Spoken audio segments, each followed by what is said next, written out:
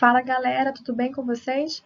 Aqui quem fala é a professora Kaoma de Geografia e nesta videoaula a gente vai falar sobre circulação geral da atmosfera. Afinal de contas, o que seria então essa circulação geral da atmosfera? Circulação, gente, é movimento, tá?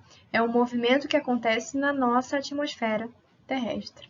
Então, a circulação atmosférica vai ser o processo de movimentação do ar ou das massas de ar ocasionados pelas diferenças de pressão e temperatura existentes na atmosfera terrestre.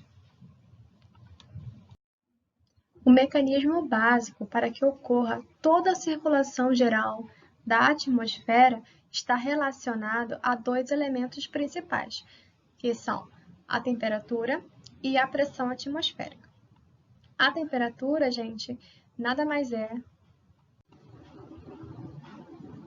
do que a quantidade de calor que uma região recebe, né? Nós estamos falando aqui de planeta Terra, tá?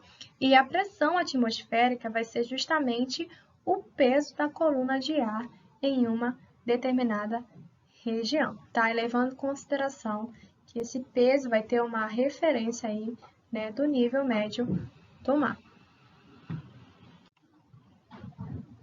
E qual a relação que existe entre a temperatura e a pressão atmosférica? Essa relação, ela ocorre de maneira inversamente proporcional, tá, gente? Por exemplo, áreas que apresentam baixas temperaturas no globo terrestre são áreas caracterizadas com alta pressão atmosférica, ou seja, que tem um peso na coluna de ar maior.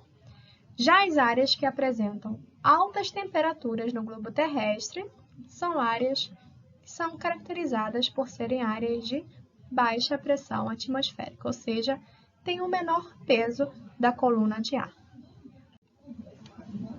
Sabendo dessa relação, agora a gente vai seguir aí para a continuação do conteúdo de circulação geral da atmosfera. Bom, a circulação geral da atmosfera nada mais é do que a movimentação das massas de ar. E essa movimentação, ela ocorre, gente, em uma parte da atmosfera que é mais próxima da Terra, chamada de troposfera, tá? A circulação atmosférica, ela ocorre do desequilíbrio que existe de radiação solar recebida pela Terra ao longo de toda a sua extensão. Porque vocês sabem que existem regiões do planeta onde você tem áreas mais aquecidas e existem regiões onde você tem áreas menos aquecidas. Então, para que haja um equilíbrio, um maior equilíbrio entre essas partes que apresentam temperaturas diferentes do globo, vai ocorrer então uma troca de massas de ar entre essas regiões mais quentes e as regiões mais frias. A movimentação das massas de ar só é possível graças às diferenças de pressão que existem.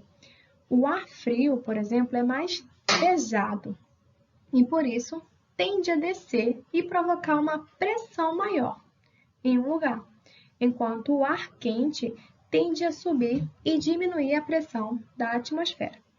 Com a descida do ar frio e a subida do ar quente, acontece simultaneamente, essa movimentação constante e circular dessas massas de ar, que é responsável pela ocorrência dos ventos e pelas variações climáticas. E essa circulação geral da atmosfera acontece por ser consequência direta dos movimentos de rotação e de translação. São esses movimentos que geram as direções dos ventos que nós estamos observando nessas imagens aqui, tanto nessa primeira quanto nessa segunda imagem. Os ventos que convergem, que se encontram nessa região quente do planeta, que a gente chama de zona de convergência intertropical, né, são ventos conhecidos como ventos alísios, tá? Quando eles vêm do hemisfério norte, são conhecidos como alísios de nordeste, por conta da sua direção. Quando eles vêm do hemisfério sul, são conhecidos como alísios de sudeste, por conta da sua direção, tá?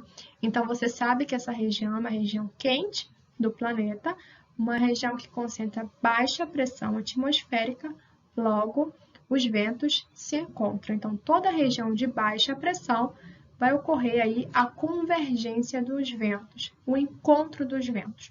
Por outro lado, você vai ter as regiões de alta pressão. Na região de alta pressão, você vai ter o contrário. O vento ele vai sair, tá? Ele não vai chegar, ele vai sair. É uma região que expulsa os ventos, né? De divergência dos ventos. Aí você vai ter os ventos conhecidos como ventos de oeste na região de média latitude, né? Que você vai ter também ele tanto para o hemisfério norte quanto para o hemisfério sul. E você também vai encontrar os ventos que saem de regiões de baixas pressões das regiões polares, tanto para o hemisfério norte quanto para o hemisfério sul, que são chamados de ventos polares de leste.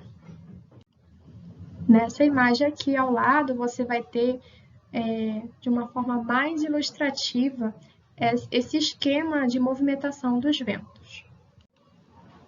Lembrando que as áreas de convergência, as áreas de encontros, que são áreas de baixas pressões, elas se caracterizam por ser áreas mais úmidas, áreas que são mais fáceis para desenvolvimento de nuvens de chuvas, né? Já ao contrário, as áreas de alta pressão, elas são áreas mais secas, né? Porque essa saída dos ventos, elas levam a umidade justamente para as áreas de encontro, as áreas de convergência. Então, as áreas de alta pressão são áreas mais secas, tá, gente? Com pouco desenvolvimento de chuva.